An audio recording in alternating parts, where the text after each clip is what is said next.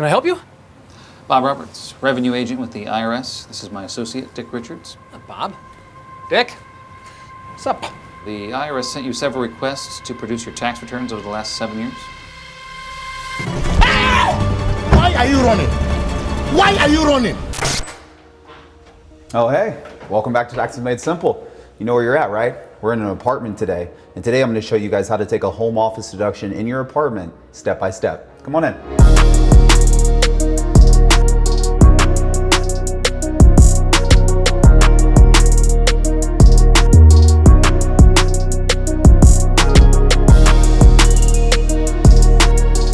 All right guys, so today we're in an apartment in Orange County, California. I'm lucky enough to be able to view apartments by some of my clients, and I'm here in an apartment today that's completely empty to show you how you can take a home office deduction even when you're renting. First, what we're gonna do is we're gonna take a tour of this entire place, figure out which spot in this place we want to be our home office, and then we're gonna do some math to know what our tax savings are. Follow me.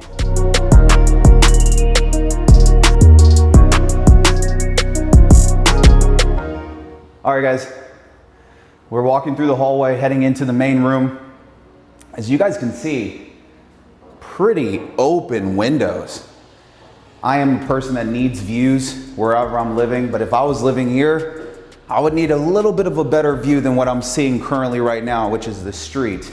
But as you guys can tell, pretty open. Now, if this was your living room, this also is your kitchen as well. There's the stoves, the countertops, you have the refrigerator, and you also have the cabinets and washer in here. This space right here, right off the bat, probably wouldn't be a space that you would have your home office. You might have your couches, your TV, maybe a kitchen counter table if you can fit it, but you probably wouldn't want to do business in this office. You might want to have a quiet, dedicated space. So let's keep looking around.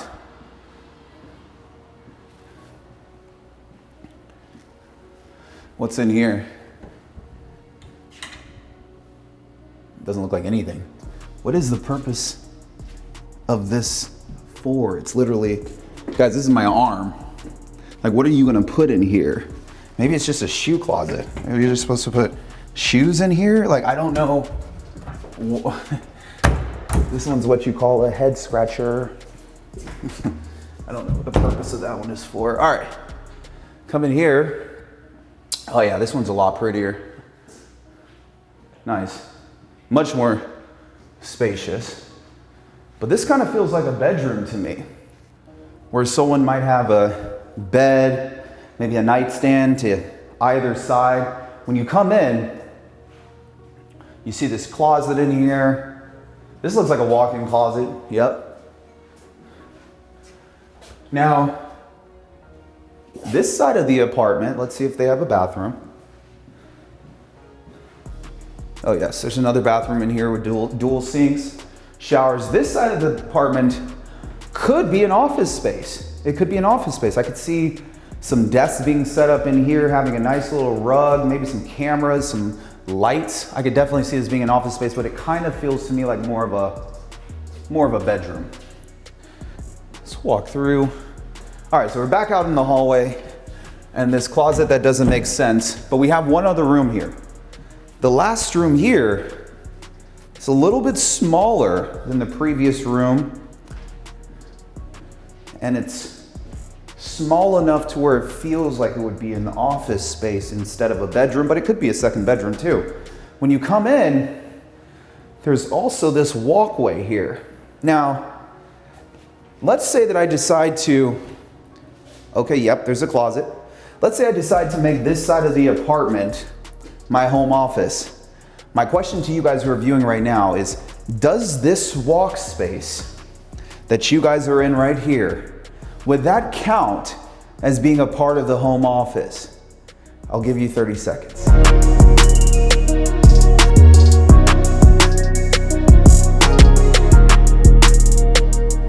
So keep in mind, does this walkway count as a part of the home office if I make this entire room my home office?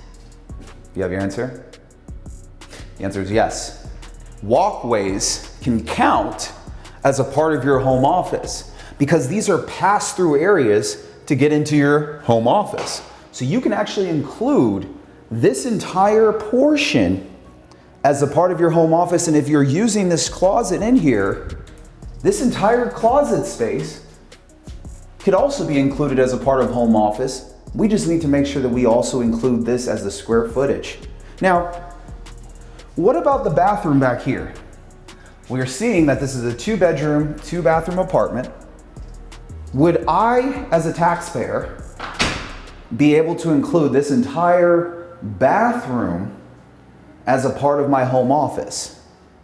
Well, if this is the bathroom that's associated with my business and it's on the side of my business, then absolutely I can. So guys, I want you to understand something. Your home office can include the bathroom if it's being used for business. Your home office can include the closet if it's being used for business. And of course, it can include a designated room that's exclusively used for business. The word exclusive is probably the most important word that the IRS put when they were creating this tax code that allowed for taxpayers to take the home office. Because the IRS wanted to make sure that you were using the space exclusively for business.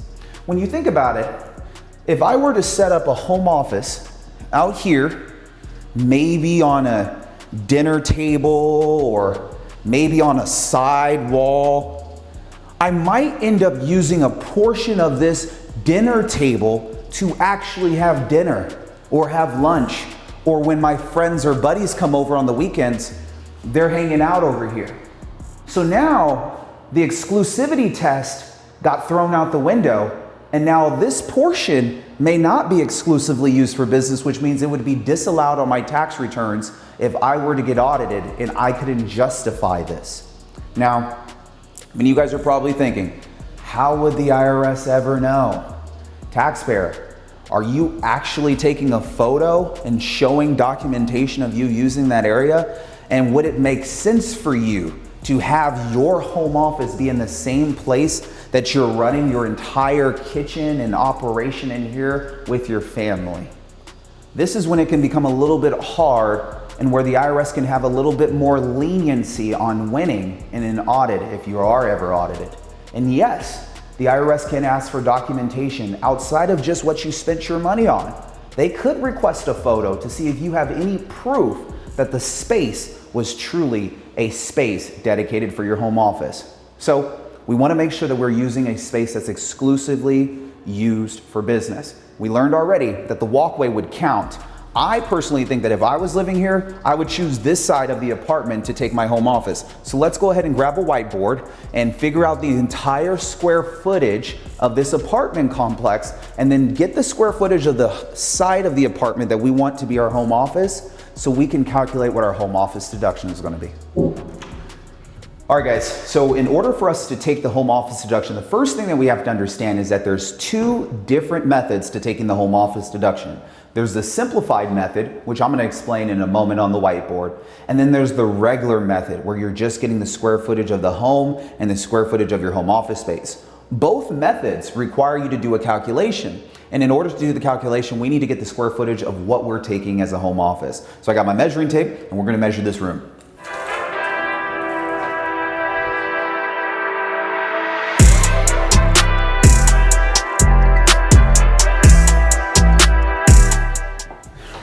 Next thing I'm going to do is I'm going to get the square footage of this entire walk space. So I'm counting the walk space. I'm counting this portion of the room is cut off right here.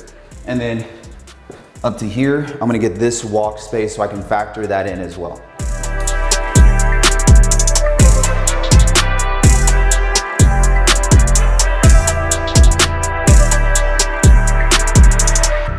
All right, taxpayer, so let's just say I have some additional film equipment and that I need a closet to store my additional film equipment and extra computers, laptops, iPads, backpacks, and artwork, since I need artwork to go up on my home office wall. All right, now I'm using the closet. Okay, so what I'm gonna do is I'm gonna get the square footage of the closet just like I got the square footage of the hallway. Same process, guys.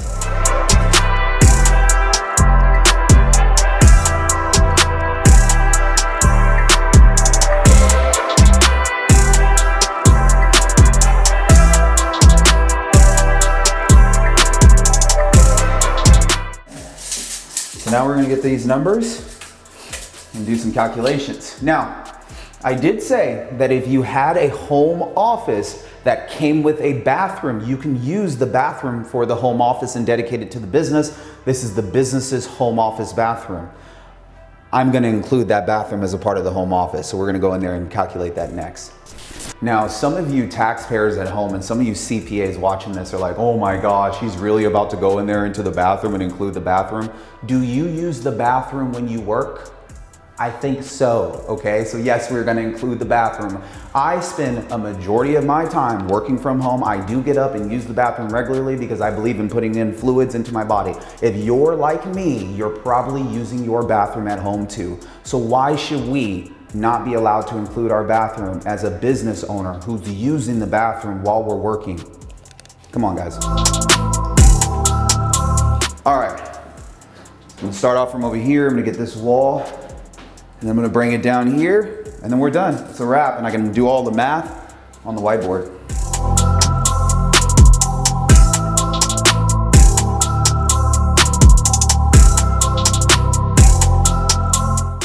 All right, guys, so we got the whiteboard. I'm gonna explain how you can take the home office deduction by showing you the math. Before we do any math, understand that there are two different ways in which you can take the home office deduction. I didn't create this, the government created it, and they gave you two different ways to do it. The ways in which you can do it are leveraging either the simplified method, yes, it is extremely simple, or the regular method. And to be honest, both of these methods are simple to me, so I don't understand the naming of it, simplified, regular. They could have got a little bit more creative. But we're gonna go over the simplified method first. Before I jump into this, I'm sorry to say this, but if you're a W-2 taxpayer and you do not have a business or investment properties, you can't leverage any of what I'm talking about today. I don't know how you survived on my YouTube channel without setting up an LLC so far, but I want you to establish one and start a business so you can have some fun, like some of my business owners and real estate investors over here. Okay. Now, to my business owners, to my investors who happen to manage their properties or have enough management capacity to where they can justify having a home office, listen up. The simplified method is very easy. The government states that you can take $5 per square foot, okay? But they said that we are only able to take $5 per square foot up to 300 square feet. So simple math, I do $5 times 1 square foot, and I get 5. And I'm only able to have 300 of those, so that means I'm only able to take $1,500 in a tax deduction using the simplified method. Okay? So that's the simplified method. $5 per square foot. Simple math tells you that if you have a property that's 300 square feet, 5 times 300 is $1,500. Karlton, what if my home office is larger than 300 square feet?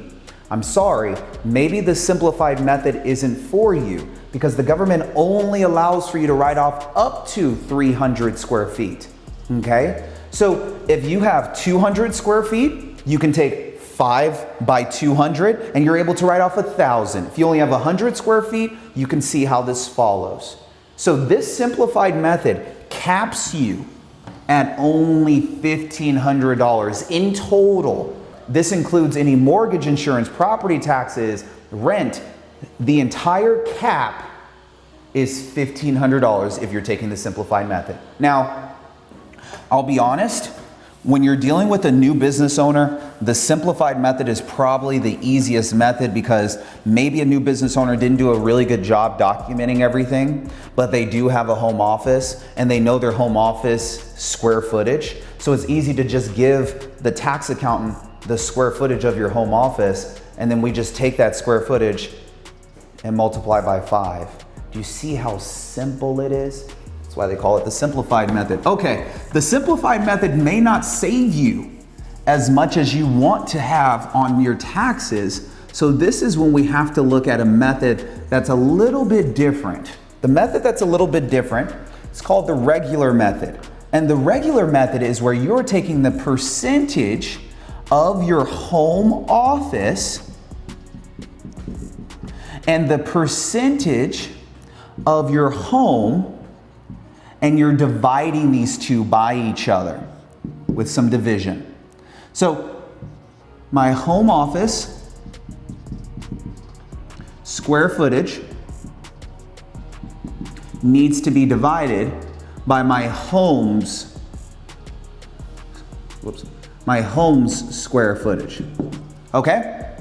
So for any taxpayer that is looking to take the home office deduction, whether you're renting like an apartment like this, or if you're a homeowner who has a mortgage, then you can take a portion of your home and write it off by leveraging either the simple method or going by the regular method, where you are grabbing the percentage of your home office space, the percentage of your entire home, and you're gonna divide that to get a percentage that you're using that's home office related.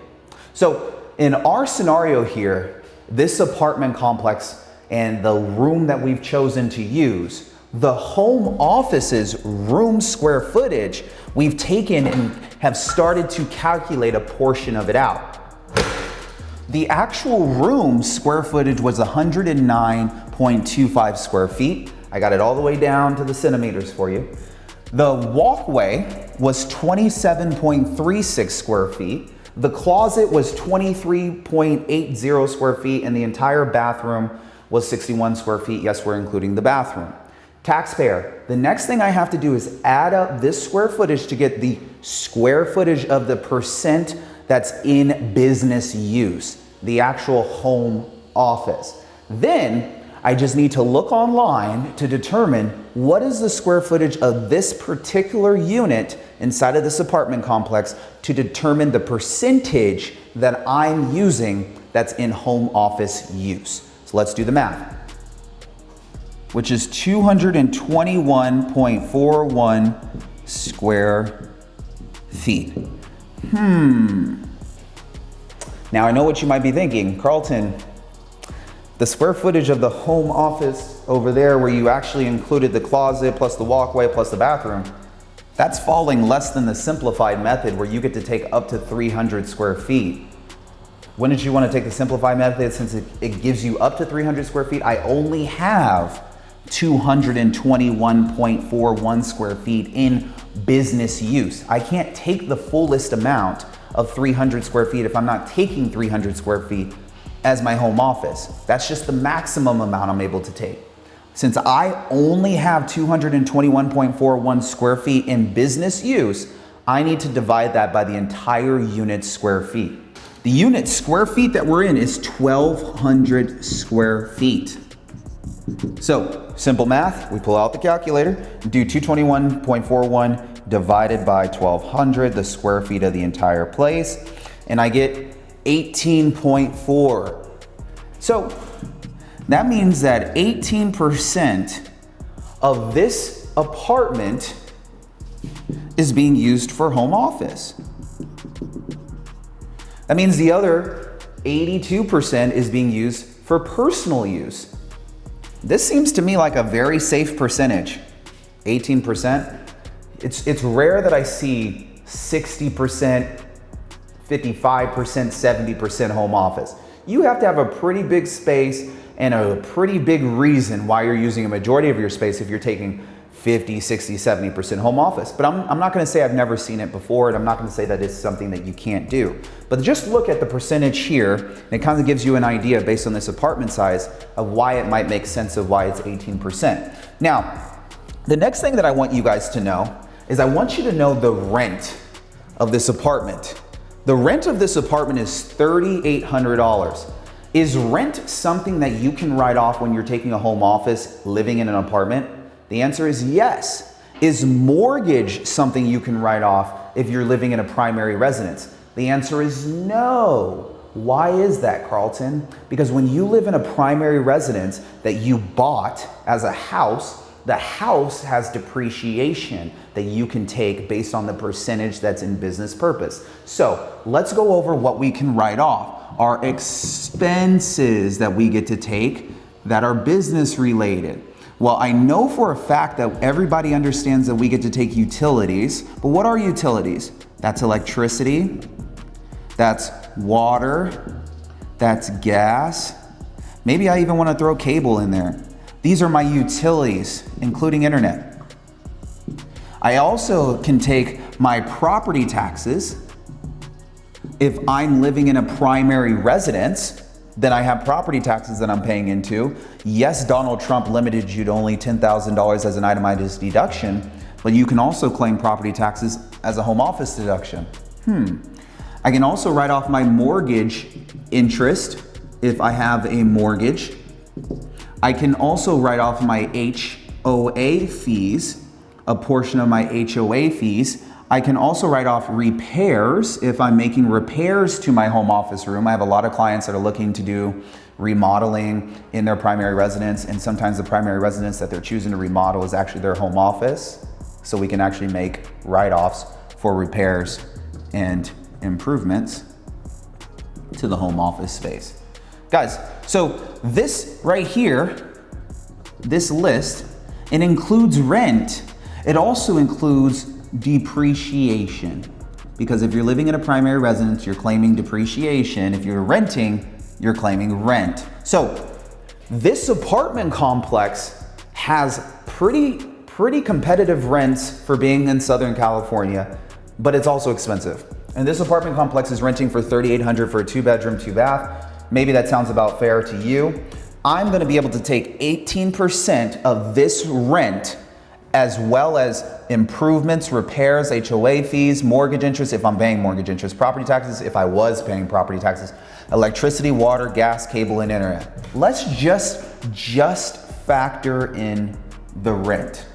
18% of $3,800.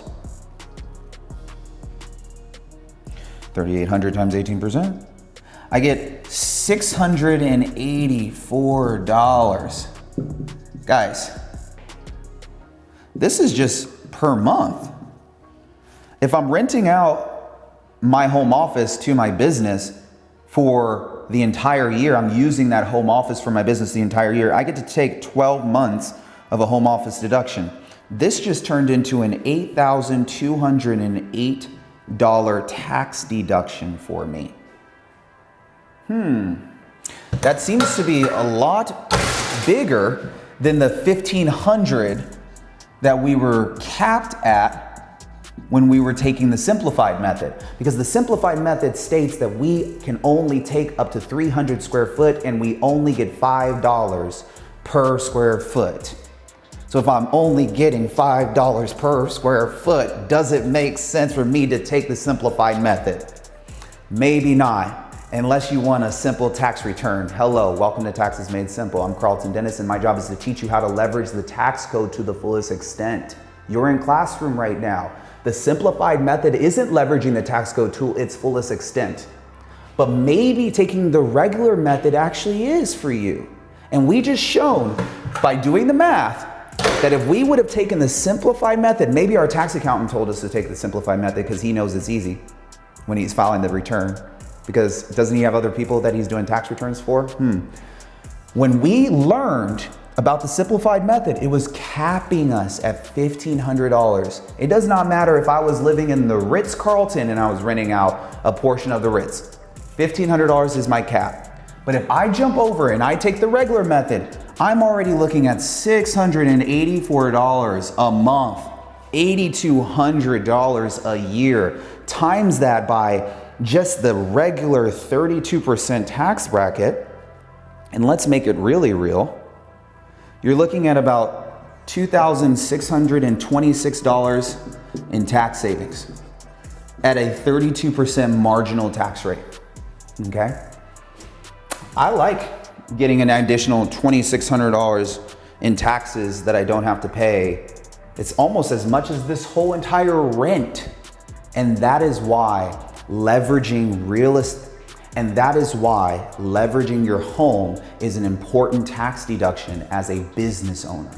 If you're somebody that's looking to leverage a home office deduction without fear of the IRS, without your CPA stepping over your toes when you know you qualify to take this deduction, visit the link below. I've created an entire guide for you that'll walk you through the entire steps of how to take this home office deduction and how to calculate it so you will never have any confusion. My name is Karlton Dennis. Thank you so much for joining me on this video. I look forward to seeing you on the next video. But if you can, like, comment, subscribe, you know what it does. I'll see you guys on the next video. Over and out.